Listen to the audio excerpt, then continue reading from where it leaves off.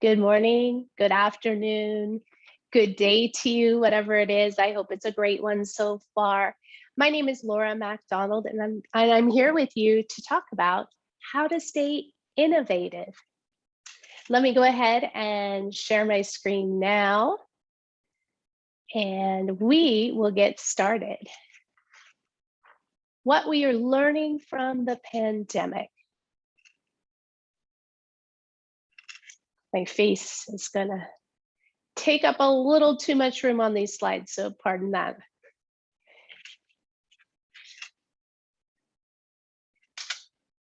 So the cultural shift triggered by the pandemic forced Catholic school leaders everywhere to question what is normal. So today we're going to talk about some of our experiences. I may have some familiar ones to you.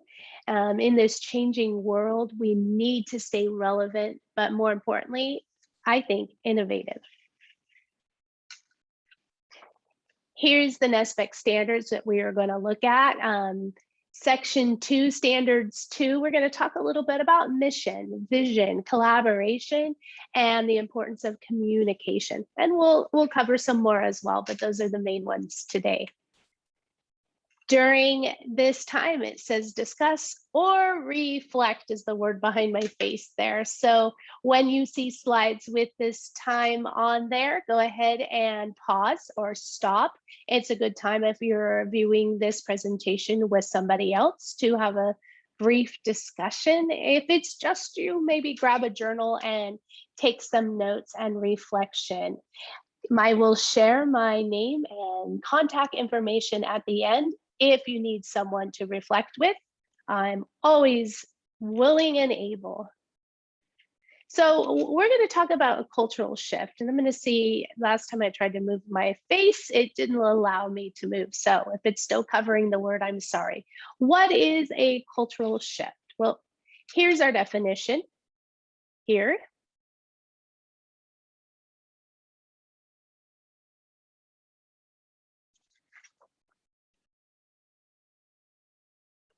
And yes, my friends, the pandemic is a cultural shift. We've had a lot of change. And those leading schools, it really isn't funny. As administrators, we laugh at things that really aren't that funny, don't we? So here's our first discussion or reflection piece. This is a great time to pause it and think of a time you needed a cultural change in your organization. Think about how challenging it was to try and initiate the change. Were you successful? Maybe with some and not others? And what were the barriers you experienced? What we have learned. Well, today I'm going to share with you what I have learned. And you may hear me speak a little bit in the past tense. No, I'm not living under a rock. I know that we are still in crisis. But I am going to talk about my last few years as a principal. This summer, I've had a lot of time to reflect. I believe that has been a privilege. And I was able to think about the things I've learned. What happened during the pandemic? Well, I don't necessarily think of a seesaw first. I think of a roller coaster, an emotional one. But I was always striving to be kind of mid on that seesaw, not too high and not too low. And I felt like I was too high and too low throughout the pandemic. I had some of the lowest lows where I really felt I had the burden of the entire school on my shoulders. And I had some tremendous highs as well. The cultural shift forced all of it upon us. A very difficult time, and regulations around us were constantly changing, and they continue to change. And year one of crisis is not going to look the same as this year even. During the pandemic, there were some key situations and issues that I know came to me. The procedures and routines were required change. Those of us had been administrators for some time at our school. We had some really tight and good procedures that we were pretty proud of. And I feel like everything had to change in that because of it. We were continuously problem solving just to stay on course. We were extremely limited. Resources weren't available. Events we weren't able to do. There were a lot of limitations set upon us, and change is inevitable, very much so. And we had a huge learning curve, and I believe we still do. So, what is something that you changed during the pandemic that you will continue to do the new way? Let's talk about innovation after you go ahead and reflect. Remember, you can pause it so that you can do that. Innovation. So I don't know about you, but when I think about innovation, it's a really big word. It sounds sparkly. I think of Disneyland. I think out of the box, Shark Tank, big thinkers. Um, the word can be a little intimidating, I believe. But really, let's look at the definition of innovation. Make changes. And as we know, these innovation, these changes are critical to the continuing success of any organization. So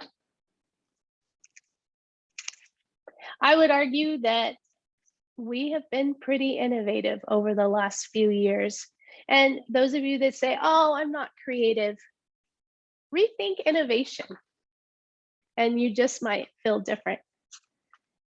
All right, standing in line. I have an example for you that we're going to talk about, and it might be one that you're familiar with. I don't know, every school I've ever worked at, we have lines. As I was a teacher, we lined up to go home, we lined up to go to school, we got in line after recess for lunch throughout the day.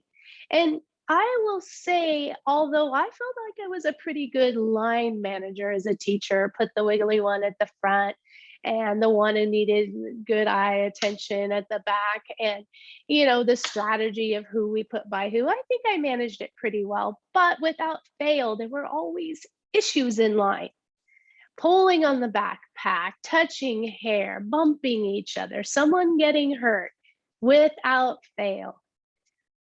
And you watch teachers struggle with it. Some even prolong the line. If the kids are not standing quiet enough or straight enough, they have them stand there longer. Well, then the pandemic came, and we could no longer stand in line in the way we normally did. We had to be 6 feet apart initially. And so we had little spots all over our school grounds where students would stand to initiate the line, and then they stood apart in line. Voila. I will have to say, at my school, the 6 feet apart line was glorious. Now, why didn't we think of that before? During the pandemic, procedures were challenged. Procedures like the line. We had to change just about every routine. And some ideas, the line, were better, I believe. Now, standing in line, I know it isn't groundbreaking or innovative, maybe, but there were less behavior issues. And with less behavior issues comes more positive energy for everyone. So we need to continue to question the norm. After we're done with the crisis and we may go back to a different sort of year next year, what can we do? What can we continue to do to question the norm? My example was a line, but you can think bigger. That we have legacy systems at our school that often don't allow for growth. And a lot of us use the term, if it's not broke, don't fix it. But I'd like to change that a little bit. We're a little too comfortable sometimes to, if it isn't producing optimal performance, then fix it. And why? Say why. Why do we do it this way? I, I didn't question the line. We got in line. That's what we did. Had I questioned it and had I not had it part of my culture that I just accepted, I may have implemented a change sooner. And remember, these ideas don't all have to come from you. So, when have you had an similar experience when you accepted something even though you knew there were unintended circumstances? I have another example for you. Yes, I'm going to talk about nail polish. When I was a teacher at one of the schools I worked at, we had a no nail polish policy. I didn't know that was going to be hard to say. And you may be familiar and you may like the policy. I didn't really think much of it until I had a student in my second grade class who came to school with nail polish. And I was told the rule was when students come to school with nail polish, I need to send them to the office. So I sent her to the office. She didn't return for a very long time. When she came back, nail polish was mostly off. You see, when you're sent to the office, they're told to remove the nail polish, but you don't hand a second grader a bottle of nail polish, or you shouldn't. So it meant that she needed to wait from someone in the office to stop what they were doing and help her remove the nail polish. So I'll have to say it was a distraction. It really, really was. She lost part of the lesson. She interrupted the office and she missed out. And then she came back and everyone wanted to talk to her about the nail polish. When I asked about the rule, I was told the reason they couldn't wear nail polish was it was a distraction. At the time, I kind of thought, oh, the distraction is when they have to take off the nail polish. But I was a new teacher and I didn't really think much of it. Fast forward years later, I'm an administrator at a new school and I'm going over the rules, and there it is, no nail polish. Okay. It wasn't until a student came up to me and very kindly asked, hey, why can't we wear nail polish to school? And I found myself saying, it's a distraction, that I realized that maybe I should question the norm and make a change. And so that next year, that student handbook didn't have the bullet point, no nail polish. I didn't make an announcement either. So the students slowly caught on. But without the consideration of an outside student or a new teacher thinking about it, because they're not part of the regular culture and they have the ability to look from the outside in, I wouldn't have even thought differently. So during the pandemic, we are all outsiders looking in. When we are rooted in our culture, it's hard to look at it without bias. In the case of the pandemic, we were all outsiders looking in. We were all forced to listen to outside and look at things from an outside perspective. We had no choice. And the administrators, we had the ability to share the perspective on the outside and have the background knowledge of being on the inside perspective too. I believe we need to continue to invite the outside perspective. A new teacher, the student, we all had that outside perspective. This is true with new leaders too. You'll see a new leader come into a school and instantly be able to make some really good adjustments that just make sense. You'll see a consultant sometimes work with a school that needs program improvement to have that same outside perspective that can be very valuable. Now, if you're a new administrator, I don't recommend that you come into your new school culture and instantly make a bunch of changes, but that outside perspective, use that and use that well. There are many times too, we do surveys, we maybe have an advisory board, we get feedback and we listen. But the key word here, I think, is the word invite. Look for it. Have others ask why along with you. And then when you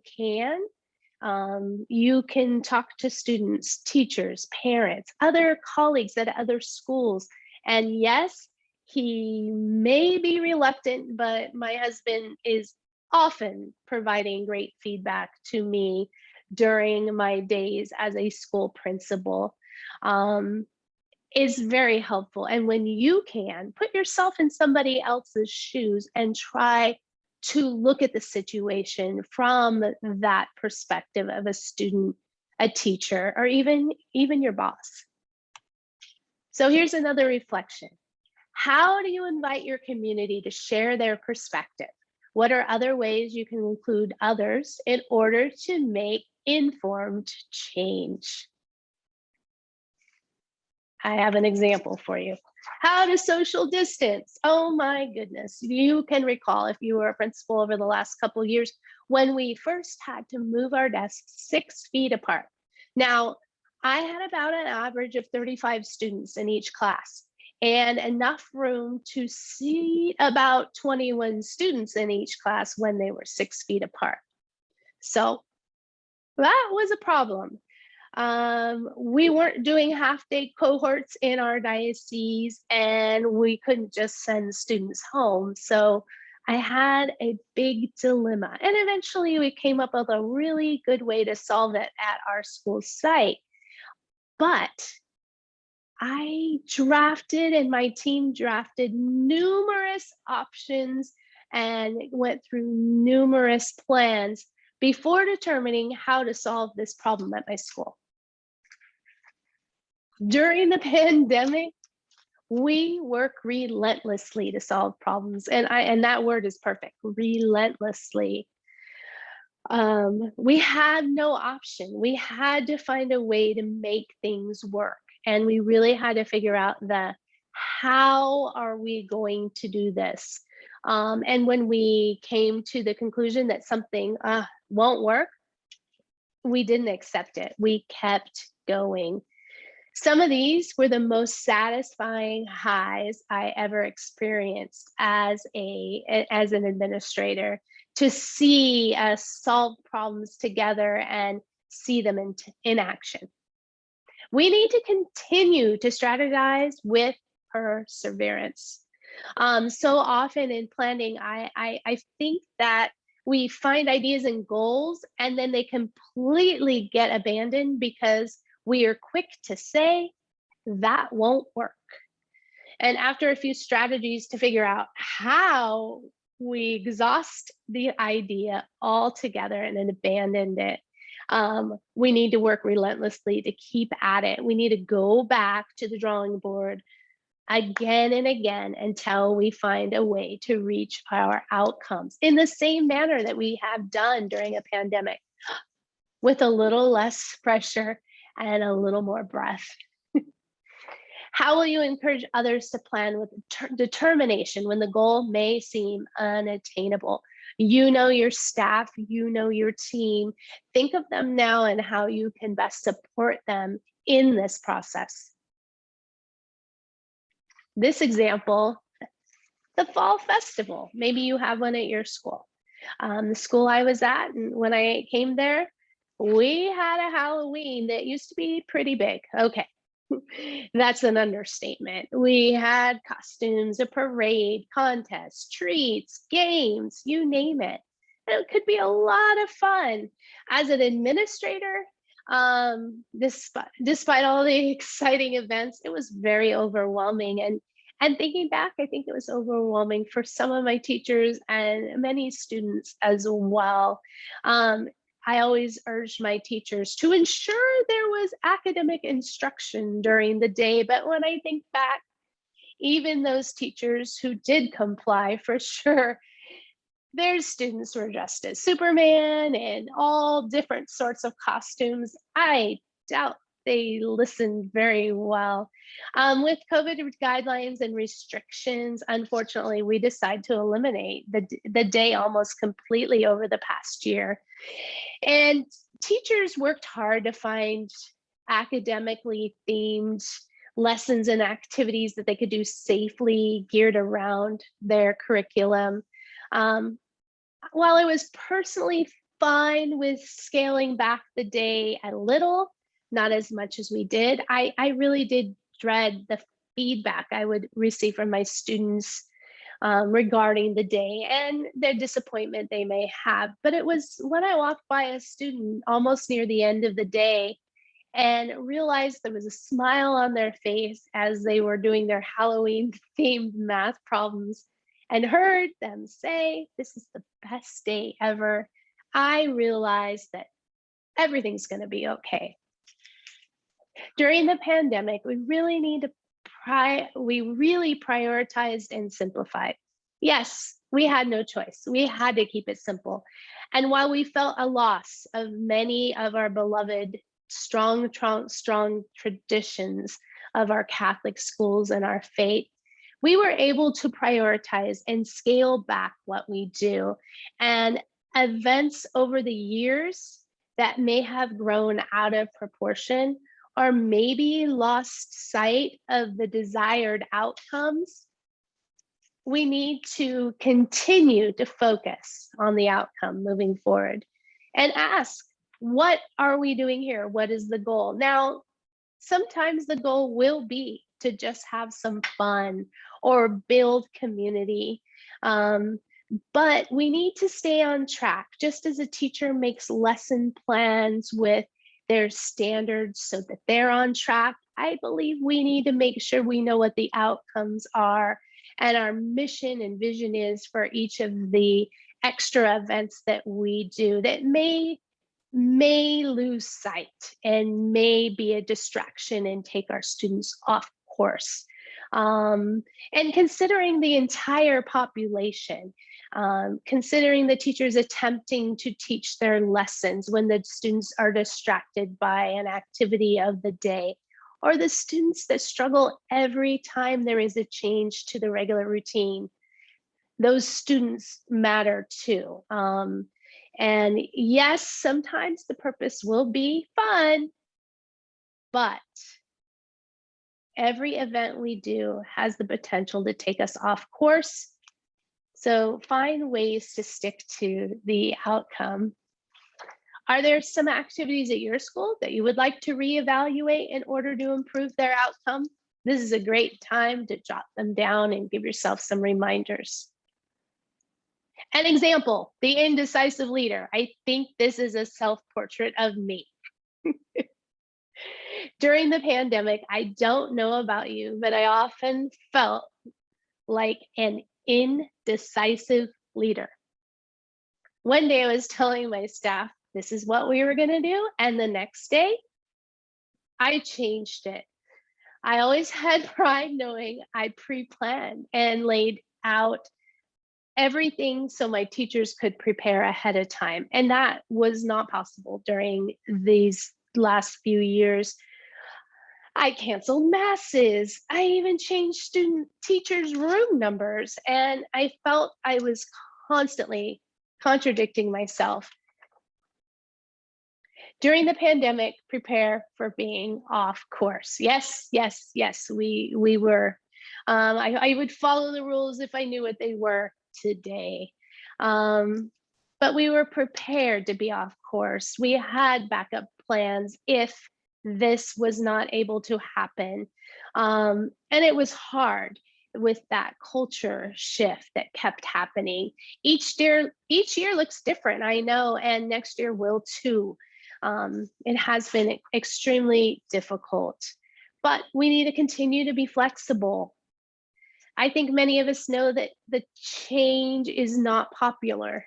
It scares people and takes them out of their comfort zone. And I'm not really talking too much about the students. Yes, there are some, but most of them will be fine with change. I'm going to guess that because there were so many bigger issues going on around the world when I was making these changes at my school that people were taking them in perspective.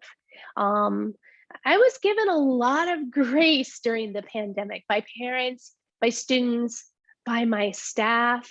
And I'd make a change with little question or resistance. They would tell me they understood and they would roll with it. And I do believe it was because they had things in perspective. And I think moving forward, we need to continue to be flexible with change. It'll be better for our school. I have an example for you, the health information. Those of you that have been a principal over the last few years, the initial stages of COVID required us to learn a lot. I read medical information just about every morning. I stayed up to date on data, trends, and visited state and county health sites regularly. And just like you, I had to attend county health meetings and even study to become a contact tracer. I knew the CDC guidelines like the back of my hand and I could help others people with them. Even outside of my organization, I helped people figure out how to quarantine and what the guidelines were. And during the pandemic, we learned a lot of new information and we're willing to. We spend time reading and educating ourselves, and many of us really became experts. We had no choice. We need to continue to stay informed. Now, I know I'm preaching to the choir. Here you are. You're in a session reflecting and learning and staying current. But we need to make sure everyone else out there in our communities, working for us in our schools, does the same. We can start by modeling it, but we really need to stay informed with that same passion. I can't say that I was up in the morning reading about new technology when it comes out, or had the same enthusiasm over reading other about new programs and new tools as I did during the time of the pandemic. And imagine if we did educate and feel that urgency, educate ourselves and feel that urgency when we hear about new programs for students with learning differences, new technology advancements, new tools and programs for our school with that same focus. How many teachers still haven't even embraced technology the way they should?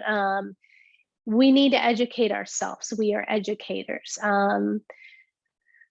I can remember as a teacher, I used to go into other teachers' classrooms and take pictures and ask questions. It was inspiring. And I believe as administrators, we should do the same, visit other schools and talk to other people at other dioceses with the same energy.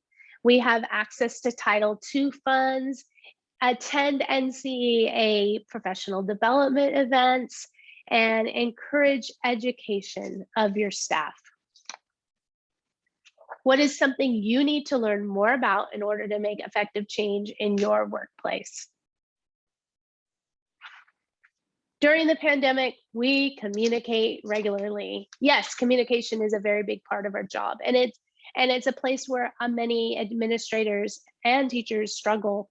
During the pandemic, I know my diocese, I was lucky enough to be in a diocese that we met regularly, more regularly than we did before. We had a great number of meetings to discuss next steps and ask questions. I felt very supportive and I felt like I had a lot of information because of the communication that was made. It was overwhelming, yes, and the meetings were heavy, but I never felt so connected to my colleagues before that time. I try to do the same with my community of teachers and parents and students. It was important for them to understand the reason behind some of the new procedures and rules and know that the procedures were in place to keep everyone safe, keeping them up to date. We need to communicate to all the constituents in the same way. I didn't assume that my parents understood COVID and quarantining and all the rules the way I did. So I was really careful to explain to them the why and the how we were going to do things. And I think that we need to continue with the same enthusiasm, not to assume when we're doing new initiatives or bringing new programs to the school or explaining procedures, and even just in meetings with our teachers in general, making sure they understand why we are doing things, and continuing to avoid those assumptions to help them understand where we are headed. I feel like this really helps them have grace, be flexible, and be supportive. We will not always have a major force like a pandemic to cause change. Oh, thank God. But how can you hold yourself accountable and continue to be, there's that magical word again, innovative? And then remember, it just means continue to make good change. We're going to continue, I hope, to question the norm, ask why, invite outside perspective, and try to be on the outside yourself and look in.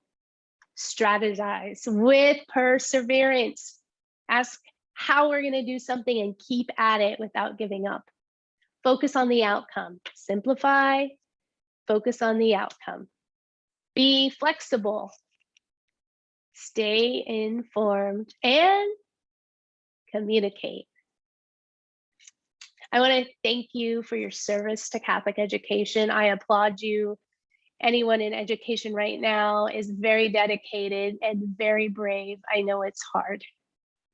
This is me, Laura MacDonald. I'm working with the NCEA. Feel free to contact me at my work phone or at my email. We can chat if you have questions, if you want to reflect. I would love to hear from you. And maybe I'll see you at the NCEA 2022 in New Orleans. It will be in person, and we'll have virtual options as well for all of you that need to participate virtually. Have a great day. And again, I want to thank you for joining me here today.